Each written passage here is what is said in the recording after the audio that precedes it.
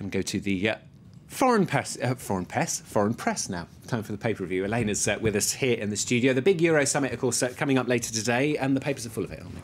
Yes, hello again, Stuart. Some of them are really playing up the potential for differences between the French and German leaders. Let's have a look at the Independence cartoon today. They've got Sarkozy and Merkel with big black eyes and stars all around their heads with a torn-up Euro treaty between the two of them. You can see they've had a bit of a punch-up there, so they're... Vicious stuff. Yeah, they're stressing there in the Independent that there are still some differences between those leaders. There's also an interesting piece in that paper taking a tour around Europe to see how the possibility of greater European integration might go down across the continent. They say it's not a terribly popular idea. In Italy, Mario Monti's government is facing opposition from both the right and the left. Of course, as a technocratic government, there aren't actually any politicians in it, which means they all feel free to attack it from every direction. They all say he's given too much sovereignty over to Brussels. Same's going on in Spain. The socialists who've just lost an election are likely to make a great fuss if Mariano Rajoy, the new Prime Minister, hands over more power to Brussels. And even in Germany, the socialist SDP aren't particularly keen about the idea of consolidating. If we have a look at papers in some of those countries, over at El País, they say in their editorial today that Angela Merkel has put her foot too far on the accelerator and is trying to push everyone over the abyss. They say she's just pushing too hard and too fast, and she's asking for too much. They can't handle it. And in La Repubblica's editorial in Italy, they say Mario Monti's austerity plan announced yesterday is making the poorest people pay for a financial crisis they didn't create. It's not fair and it's not democratic. So presumably a good moment then for Eurosceptics on the left and on the right just to come out and say, I told you so. Well, that's what The Guardian says that they're doing all across Europe. But they do say they shouldn't celebrate too quickly, those Eurosceptics. They say we've got to realise this economic situation is pretty terrible for lots of Europeans. But if the euro collapses, it'll be a lot worse. There'll be soaring unemployment and it won't work out well for anybody. And they say voters know that really. So any politicians who try and sell their voters the idea of pulling out of the euro, that would be a better alternative, will lose those elections.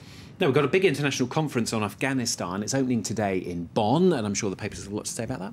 We do. Here it is on the front page of The Guardian. No retreat in Afghanistan urges top UK commander. They've interviewed Britain's top man in Afghanistan, the General James Bucknell. He says we should be looking at what NATO has been doing well. He says the Taliban aren't in any position to overthrow the current government. They can't even secure their own strongholds in Kandahar. And we should look at how bad the situation was 18 months ago and see just how much it's improved. The paper's editorial, though, inside The Guardian takes quite a different point of view. They say NATO has made tons of mistakes in Afghanistan. They say that its surge has just strengthened the insurgency by making Pashtuns especially more and more resentful of the foreign presence, and that they've got to have serious peace talks which really bring the Taliban to the table if they're going to get anything out of these negotiations. Bit of a retreat, though, for Vladimir Putin's party in Russia. What are the Russian papers saying?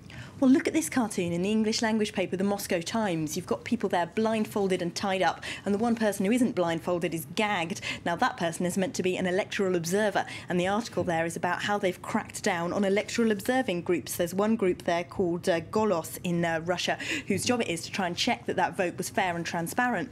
But the paper says that they've encountered huge amounts of trouble from the authorities when they're trying to do that, and that shows just how worried the Kremlin is that it's losing control over Russian voters, especially now that opposition groups find it easy to mobilise dissent on the internet. And you're also looking rather different, slightly more furry kind of diplomacy, should we say? Yes. Is the world ready for a Scottish panda, is what the Independent's asking. I don't think they've got kilts, sadly. But look, that plane there is the FedEx Panda Express, which touched down in Edinburgh yesterday, with the first two pandas to arrive in Britain in nearly 20 years. This is a big diplomatic coup, of course, for the Scottish First Minister, Alex Salmond, who's in Beijing trying to get Scotland on the diplomatic agenda of big countries, big powers like China. Of course, some controversy about this deal, because China, of course, does have a slightly dodgy human rights record, and some people not quite happy that the Scottish government will be paying nearly €1 million a year to the Chinese government to keep these pandas.